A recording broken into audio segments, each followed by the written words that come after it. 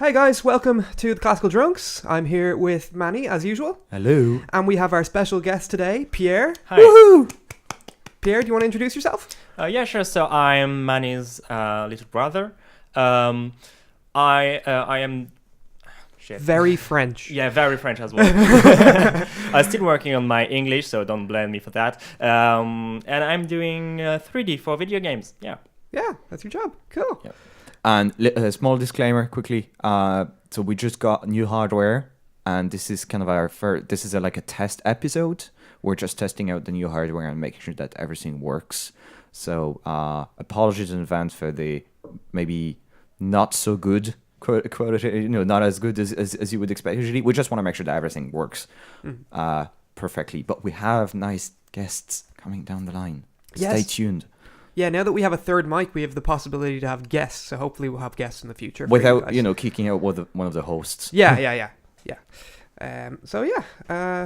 We have a few shit posty topics kind of for today. Yes. That we just want to run through and just take a nice easy episode. So what do we have down here on the first topic? Yeah. So the first thing that I really wanted to talk about is the fact that Pierre. So Pierre was in an art school in France, and he was probably the only not leftist in the whole building. Yeah, totally.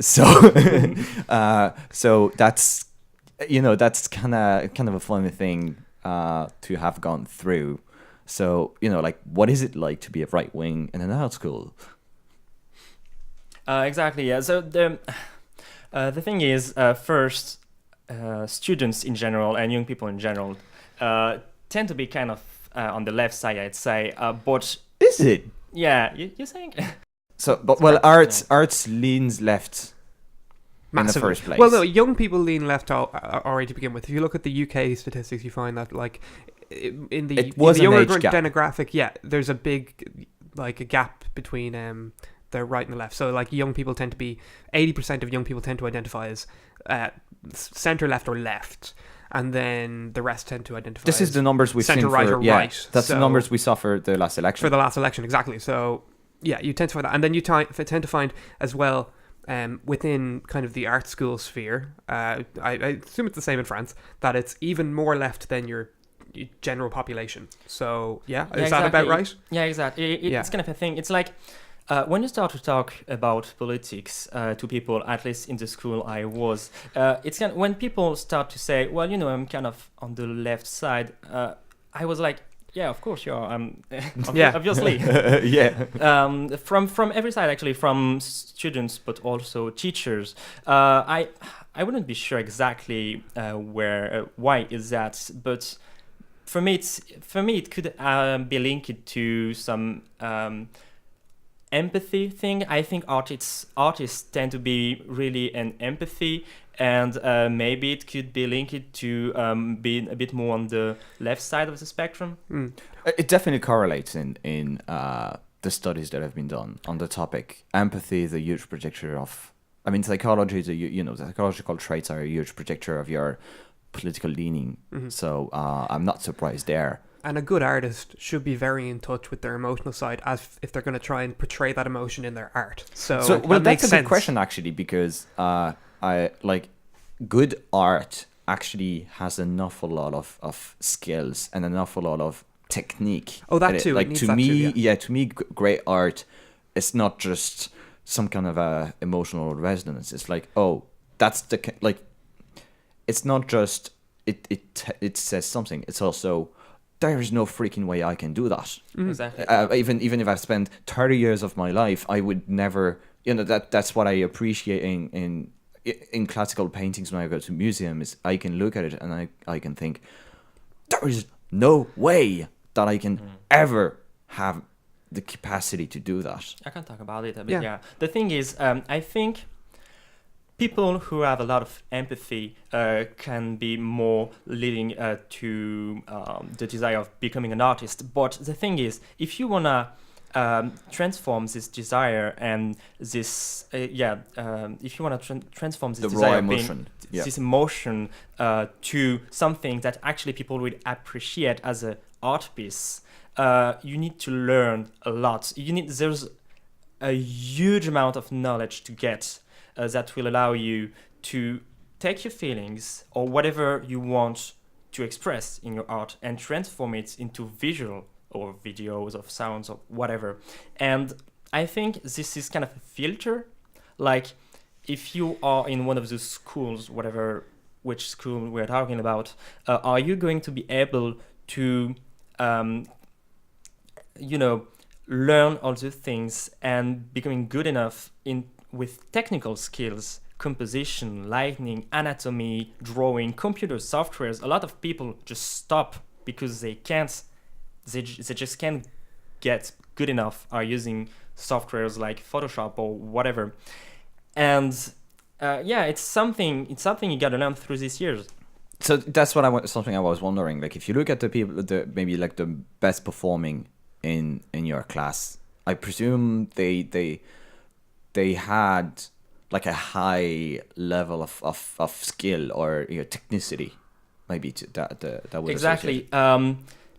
You need the in between, because if you're only focusing on technique, your art will feel empty, even though it could be very beautiful. But if you're only having a lot of feelings, but you're not having enough skills, and then you're learning the hum. And this is something I've been seeing a lot. Like, a lot of people definitely had a lot of abilities and a lot of desire to create something beautiful, but then would just not be good enough at using the softwares. It's often the softwares that will stop people from creating. Like, you give them pens and brushes and painting, they will most of the time do cool stuff with that. But when you begin to use softwares, well enough, that's what happened. People struggle with that. And when you were in art college, did you find that politics came up a lot, or did you try and avoid the subject, or were you very kind of approachable in that way? And did you find other people approachable and amicable in listening to your views? The thing is, this is really a topic I would tend to avoid, but also it wasn't because I knew that I would disagree with people, and I wouldn't care. It was like, you know what, I'm just interested in art here, so you tell me that, but I don't care. And also, I wouldn't say there was like a huge political debates. Like, people would talk a bit about it, like along the conversation, but it wasn't a very important thing. The only thing I felt is that whenever, even if you're not talking a lot about political issues, it's still there. You know that people are on this side of the spectrum, and you can feel it and hear it through the conversation. Mm-hmm. Yeah. Well, same thing with my college experience. It wasn't very political in that way, but that's also because I did science, so it's not really a very biased subject in that way, and a lot of politics doesn't really come into it, unless you're doing certain kinds of science, maybe where you have to do like a class in ethics, or you're doing environmental science where policy comes into it a lot. But if you have an eugenics class. Yeah, but something I found specifically about the art thing is that, so we've been taught how to deal with all the paperwork when you're an artist. But at some point, you gotta find money, and you gotta pay some money to the state. Yeah, that's how it works. And through that, you could really feel, even from the teachers, that it's kind of a fight, because you have evil publishers that will try to get the lower price possible from you, and even sometimes not to pay you, and you have to use as much legal stuff you can to fight against it and live from it. And the thing is, it's true. In a lot of ways, it's true. Like, there's definitely a lot of publishers that are very abusing from artists, and absolutely, this is called working for spec, isn't it? That's the term you're working for visibility. Visibility, yeah. Yeah. Oh yeah, exactly. It's almost a meme on the internet from along the artists. Which is like very rare in any other industry to do that. Yeah, but a lot. Yeah, so that's true. And actually, there's a lot of, I would say, low quality publishers that would try the thing of saying, oh, you can do this book cover for me, and we will give you a lot of visibility. And like, No, why would I do that? When I try to pay my rent with visibility, it doesn't work. Please don't ask for this. No, it's I pay my rent through tweets. That's how I do it. Exactly. Hey, you're a good landlord. You know what? I can like give you a 5-star on TripAdvisor. Yeah, and I'll even retweet you. There you go. Visibility. Yeah, no. You can't pay rent with retweets. That's the thing. I wish I could. Unless... Well, that'd be a fun thing to do, like because you get people who are get sponsorship, especially if you're like a superstar, Hollywood star. You can get paid to like advertise for whatever, like sponsored tweets. I think we can agree that that's the fringe, and that kind of economy works off of popularity. So by definition, it has to be fringe. It'd be funny. It'd be funny for like a Hollywood star to literally say, "Yeah, I pay my rent in tweets." That would be That would be hilarious. If you can do it, great. But don't. There's only a handful of people who can do that. Yeah, this is the kind of people you meet who are like 16 years old and say they're going to grow up to be professional football players, and you're like, really? Maybe, but. Yeah. Kind of. Are you sure? Maybe go to college and do a business degree or something. Yes. It's like. So I had another question. Because we're in Dublin and we actually are living relatively close to the National College of Art and Design, and I was taking a look at the exhibition that's going to be there, and there's an awful lot of political stuff in terms of the content that's being made, and it seems to me that, Pierre, what you were doing and the kind of, like, politics was maybe in the minds of the students, but it wasn't like you were still very down to earth when it came to, okay, well, I'm gonna do a book cover, I'm gonna do whatever it is, and that was a lot more. Politics was not really there. Exactly. So the thing is, you have to. There's a huge difference between art for publishing purposes, like books, maybe video games, movies, whatever, like where you have a purpose and money involved, like you want to pay your rent with that. And there's a difference with what I would call modern art, which I am really less into, where you would way more easily find a hipster. You find a lot more of politics inside of it, because it's art for the sake of art, and expression for the only sake of expression, whenever it pays or not. Mm-hmm. So it's very different. So it's not driven as much by the demand of the market. Exactly. This is a huge difference. Okay, so the Is this why artists are basically poor?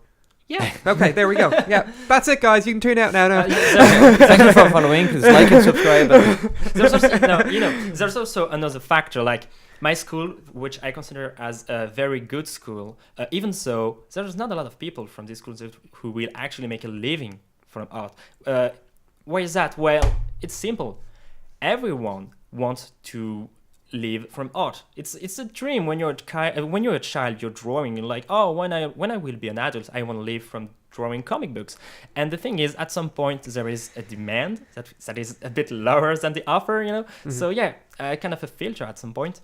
And if you are just interested in expressing yourself and doing some political modern art stuff, maybe you will live from it. So you graduated about a year ago, did you? Sorry.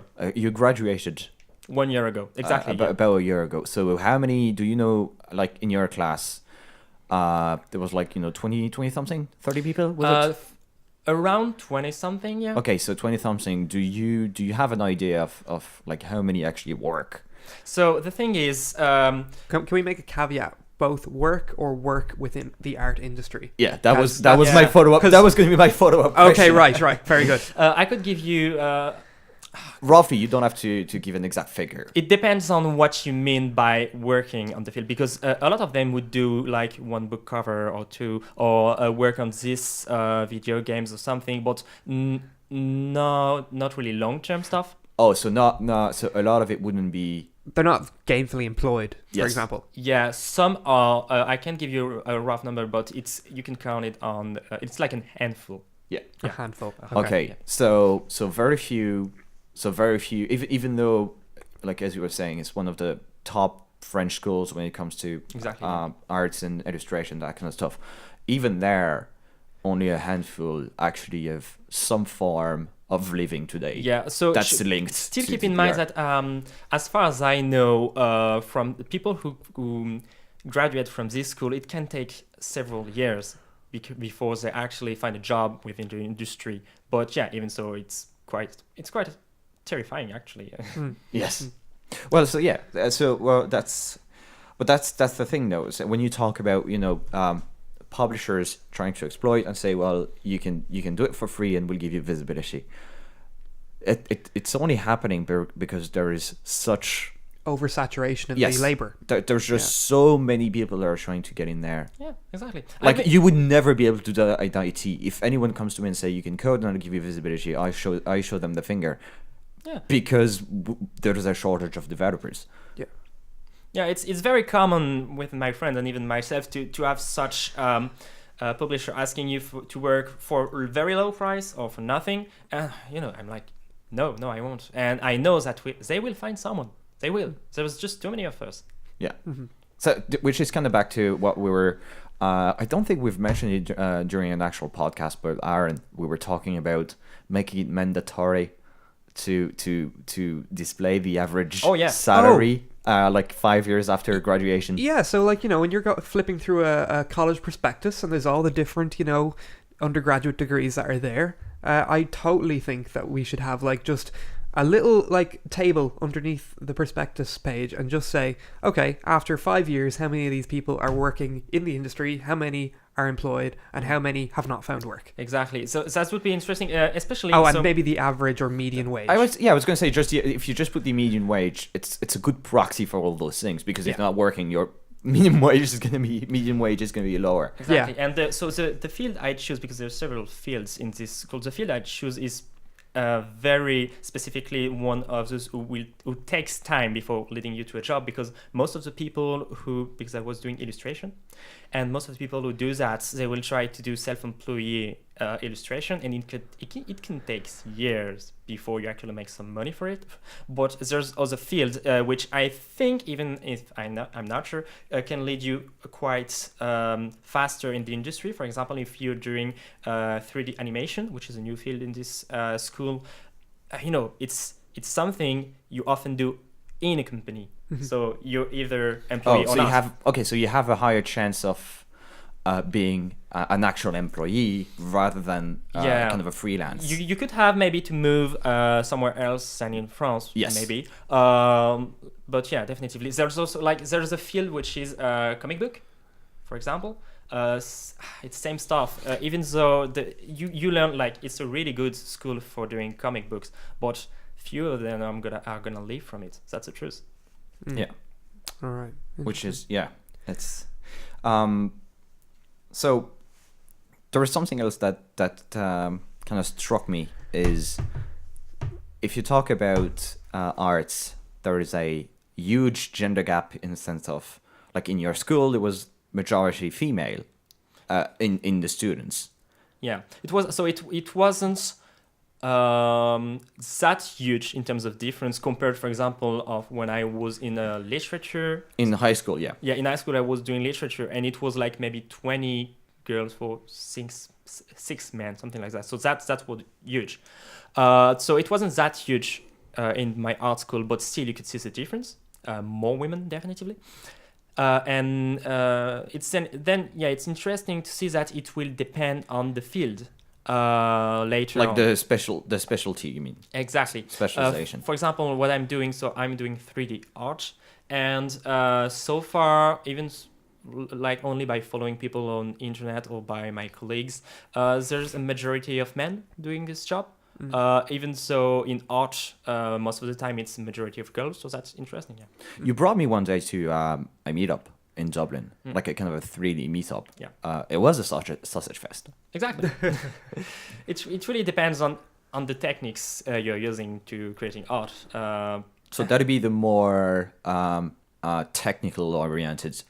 I think so. Parts of the arts 3D, in a sense. When you do 3D, it's really a dedication to spending hours and hours on very complex software. I gotta say, you gotta watch a lot of videos to learn about it, read a lot of documentation. I don't know exactly how it affects this gap, but it's very different from doing actual drawing, even with Photoshop or with paper or painting. It's very different. It's a very different branch of art.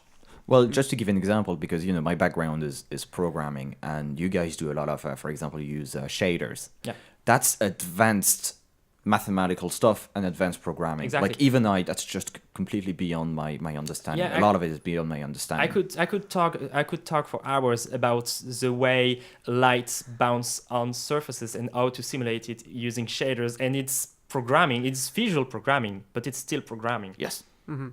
Yeah. Interesting. And that it makes sense, kind of, that like if you look at, like, for example, Manny's industry, which is IT, and your form of art, which is very heavy IT, Manny's industry skews very male as well because it's IT. So since you're doing a lot of IT, it also makes sense, I guess, that like sub kind of set of that art career is heavily like male based as well. Yeah. And there's an overlap with like video gaming itself is a lot more male dominated as a sector in the first place. So you kind of like have an overlap. Mm-hmm. Again, IT, and that's not to say that the IT industry is only hiring males. It's because they can only hire males, because like you look at the graduate rates, it's like mostly males. Actually, in my company, a guy was talking about the fact that he wanted to have some girls programming, and it was hard for him to find some. Yeah. No, it's a big issue for us in one sense, because like we have like like the company I work for Oath, we literally we own Huffington Post and we own Tumblr, so very left leaning in its culture, and they're complaining about the lack of women. And when you're doing recruitment, you just can't find them.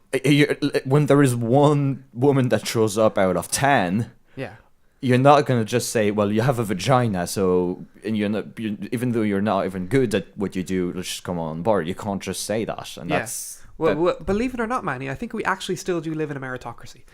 But that's an issue for, that's something that we're being, there are fingers pointed in our direction saying there is not enough female. And you're like, we literally can't have more. There is not more to be found. Yeah.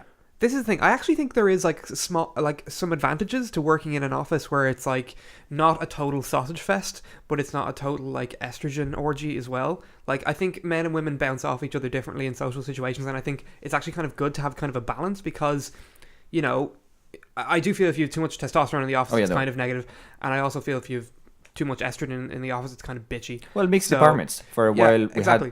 So, I think there is an actual advantage to having a kind of fairly gender balanced office space, but at the same time, if you want that, you're going to have to make a lot of sacrifices depending on the industry you're in terms of maybe having to hire people who aren't as good as maybe their male counterparts or their female counterparts, depending on what office environment you're in. And I think it's just I am a meritocrat. I do believe whoever's the best for the job, hire them. So, because that's just the most effective way to get results. So I'll just give you an anecdote, because and it outweighs obviously the balance thing. If I remember, that was GitHub. One of the largest IT company there is out there, big name, and they were organizing some kind of a conference. They wanted speakers, and they were like, okay guys, we're gonna put up a for the selection of speakers, we're gonna have a purely merit-based system where you submit a paper, that's something you're gonna talk about, and then they would just assign random numbers and keep the name aside, have the papers reviewed, made their selection, really try to make sure that it was based on the content of the paper. They actually cancelled it because they said, oh, we only selected papers written by men. Because when you start from a situation where 90% are men, and you say, I'm going to pick 5, statistically speaking, there is a reasonable chance there won't be a single woman in the panel. Yeah. So it's an issue. At some point, you have to, when you have to so small numbers in the first place to apply, if you want to have kind of a gender blind system that is purely based on merit, you're going to find those numbers down the line. But that for some people is a problem. Problematic. The fact that we're not judging people based on sex apparently is somehow an issue. Oh my god. So, which is a good segue for us to because I know you guys were Pierre for different reasons, because you come from the arts, which is a bit of a different culture. Aaron, you were surprised when I said that the whole so-called the SJW thing, it's not really happening in France, or if it is, very marginally. Which seems very strange for Red France. Especially yes, especially because like if you listen to the likes of Jordan Peterson, he blames everything on the French postmoderns. Yeah, exactly. Philosophers, and you're like, actually, it's not happening politically in France. Pierre disagreed mainly because from your experience, you were saying, it's kind of circling back to what we were saying originally. Your class in your environment was a lot more SJW heavy. Exactly.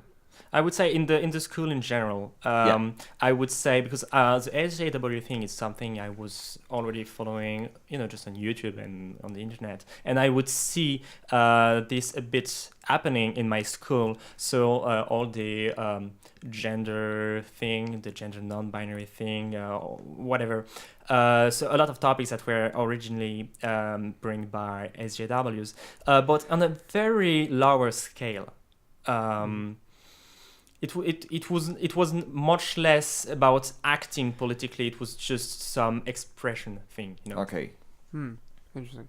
Do you think that was maybe because they were more focused on other areas of politics, like your general sort of left, or the first thing you have to keep in mind, economic inequality, that kind of thing? It's kind of a school where if you don't dedicate your whole life in doing what you're here for, basically you just can't do it. It's like, that's very good.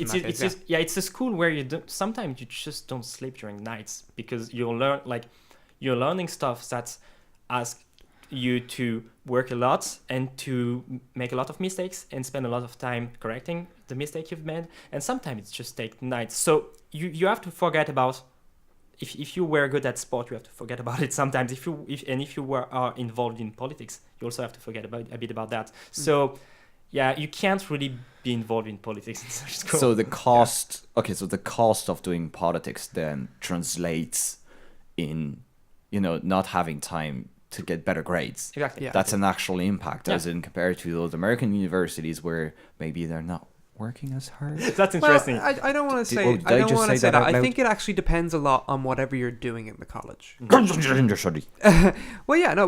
example, for me, I was in the science department, science and engineering department in college, and generally, we were considered, if you took a table of the amount of hours spent, you got a kind of a list of how many hours you would be in lectures, how many hours you'd be in practicals, how many hours you'd be in labs, how many hours you'd be doing studying. And it added up to, 55 hours a week generally, which is a lot of time. But then if you took, for example, a humanities class, it would add up to 35 hours a week, which is a lot more manageable. So, So I think it depends on not really what college you're going to, but maybe more what subject you're doing. Totally. Yeah.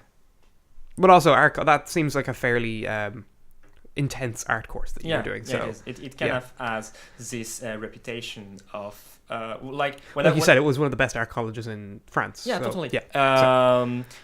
Still, if you're not talking about modern art, because it's not. Okay, right. Fair enough. Yeah. But even when I said to people around me, "Oh, I'm going to go to this school," they were like, "Oh, you're not gonna sleep." Yeah, and they were right in a sense. So maybe what we need to do is just double the assignment work for all of the humanities courses. I like it. Well, the problem is activism is part of the assignment courses. That's true, actually. There was there's been a meme going around because a girl as an assignment had to go to Subway and take a picture of a man making her a sandwich. That is so weird. What? The worst part is, I'm not even joking, that literally happened. It was how do you learn anything from that? Well, it's to show the reversal of the patriarchy or something. Oh, for fuck's sake. So the man was making her a sandwich, and that was kind of a sign of empowerment. So activism, and that's not even a conspiracy or anything. It's in the program content. Just look at any of those gender studies kind of stuff. It's part of the course. It's in the description. It says activism, they're not even trying to hide it. It's hidden in plain sight, if anything. It is like, political ideology, the undergraduate degree. Yeah, it's... Yes. Yeah. And so... Which is weird, because could you imagine taking a course in, for example, conservatism? Oh, Jesus. Could you? Well, it's called theology. No, that's true, yeah. Exactly, yeah. So it's imparting an ideology onto the student. And so... Something that's interesting is that political correctness in France takes different forms, but in terms of when it comes to arts, we have, and maybe that's because in part we had Nazi occupation. We're not really keen on political correctness censoring forms of arts, but that's starting to appear. I'm thinking of humor, for example. We had the case of Charlie Hebdo, and a lot of people would not understand the kind of the levels of satire. Yeah. And that's just part of the French comedic landscape. Mm-hmm. But it's now becoming a bit tougher, maybe. And there's the case of Marceau, who's a famous, so Marsault, if I remember correcly, who's actually, I actually like his kind of humor, but he's got a lot. It's got into a lot of trouble. Exactly. So Marceau is still doing, and that's good. A lot of comic books, comic strips, mostly just on internet, and he would publish some on paper, and it's kind of stuff where he would be targeting a lot of different people from. I don't know. So, for example, he would target fat people, feminists, but also sometimes policemen, Nazis. It's wide. He would target a lot of different people, and just make fun of them. Yeah, like in a very violent way, but it's comics, guys. It's very crude. Fun. But it's very crude. It's kind of gore. Yeah. I think it's fun, and I like the fact that he's targeting a very wide range of people. That's fun. And the thing is, as he's targeting fat people and feminists, he's being targets himself on the internet, on Facebook, but by kind of what we could call it SJW. I'm not sure if we should say that, but the thing is, it's been censored. His Facebook page has been shut down, and it could have stopped there, but he had it kind of gave him some visibility, because now he found a publisher, the Ring Editions. And so who've been under trouble. So they've been tagged, and sometimes when Marceau the physical building was exactly. And defaced. when he goes to book signing, sometimes he needs some protection. So I'm kind of happy that he can continue doing his work, but I was surprised and kind of afraid by this idea of actually. He was almost completely shut down because of just some fun stuff he was doing. So just to give a practical example, one of his comics was you have like a kind of a very lightly dressed woman who's walking, and there's a young man who's just shouting, "Hey, what's your number?" That kind of stuff, catcalling her essentially. And the next strip, like he's drawing himself. Kind of going to the guy, and it's like, because he's like a big guy, big muscle guy, and he just goes to the lad and start, don't you want my number? And start to beating the guy.